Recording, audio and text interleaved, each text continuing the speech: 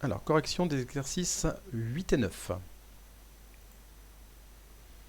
Alors, déterminer la variation absolue du PIB entre 2000 et 2010 pour chacun de ces deux pays. Donc la variation absolue, c'est des points de PIB. Donc ici, de combien de points ça a augmenté? Donc c'est facile, hein, il suffit de faire la différence. Donc pour le Brésil,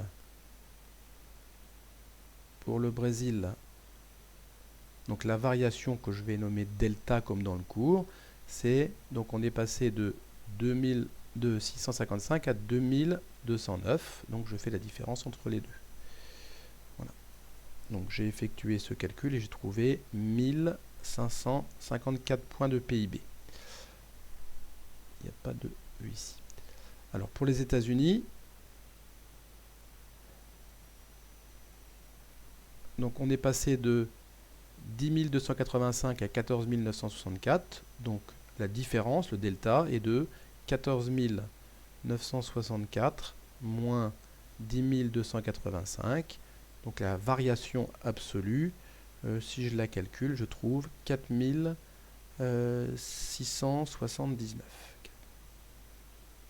Donc dans les deux cas, c'est une hausse. Pour le Brésil, une hausse de 1554 points et pour le Brésil de 4679 points. Donc on remarque au passage que en absolu, en valeur absolue, la variation pour les États-Unis est plus forte que pour le Brésil, beaucoup plus forte. Maintenant, la variation relative. Donc, le taux d'évolution que je vais calculer, je vais remettre la formule, le taux d'évolution, donc c'est la valeur d'arrivée moins la valeur de départ sur la valeur de départ. Donc, pour le Brésil, qu'est-ce que ça donne? Donc, pour le Brésil, ça donne quoi? Je vais appeler le taux T1. Alors, T1, donc, on est passé de 655 à 2209, donc 2209 moins 655, ce que je calcule là, c'est la variation absolue, donc 1554 que j'ai au-dessus, divisé par 655. Voilà. Donc, ça me fait ici 2,37. Alors, attention, ce ne sont pas des pourcents ici. Si je veux des pourcents, il faut que je multiplie par 100. Et vous constatez que c'est énorme. Donc, l'augmentation est de 237%. T2 pour les États-Unis, je mets US pour les États-Unis. Donc on est passé de 10 000 et quelques à 14 000 et quelques. Donc je calcule 14 964. Donc ce calcul-là, cette différence-là a été faite juste au-dessus. Ça me fait 4 679 divisé par ce que j'avais au départ, 10 285.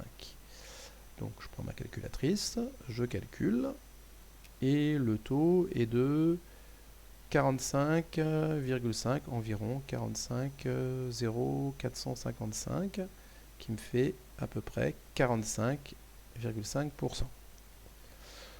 Donc, si je réponds à la troisième question, donc en valeur absolue, on a vu que les États-Unis avaient plus progressé que le Brésil, mais proportionnellement à ce qu'on avait au début, si je regarde les taux d'évolution relatifs, donc le Brésil a augmenté, donc pour le Brésil, c'est plus 237%, et pour les USA, c'est plus 45,5%. Donc quel PIB a progressé le plus? C'est celui du Brésil. Exercice 9, déterminer le taux d'évolution entre ces deux prix. Donc c'est pas compliqué, c'est toujours cette même formule. Hein. Le taux d'évolution, c'est donc la valeur d'arrivée moins valeur de départ sur valeur de départ. Donc j'applique ici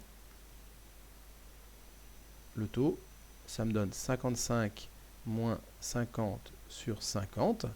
Donc ça me fait 5 sur 50, ou 1 dixième. Ça me fait 0,1, soit plus 10%. Voilà. C'est une augmentation de 10%. On me demande le taux réciproque. Alors le taux réciproque, c'est le taux qui me permet de revenir en arrière. C'est-à-dire je suis à 55, quelle évolution je dois appliquer à 55 pour obtenir 50? Donc dans mon schéma, tout à l'heure j'avais la valeur de départ, c'était 50. Là, la valeur de départ, c'est 55. Donc le taux ici, T', c'est la valeur de départ, donc ce sera ici 55, donc la valeur d'arrivée c'est 50. Et la valeur de départ, c'est plus 50, mais c'est 55, puisque là je pars de 55 et je veux revenir à 50. Attention ici. Donc je calcule ça, ça me fait 5 sur 55. Je peux simplifier facilement, ça fait 1/11e. Je prends ma calculatrice et ça me fera ici 0, j'ai trouvé 0,91, ce qui fait à peu près 9,1. Alors, qu'est-ce que j'ai fait? 50 moins 55. Ici c'est moins, ici c'est moins, ici c'est moins, ici c'est moins. Voilà. Donc pour revenir en arrière, donc si je fais une augmentation de 10% dans un sens,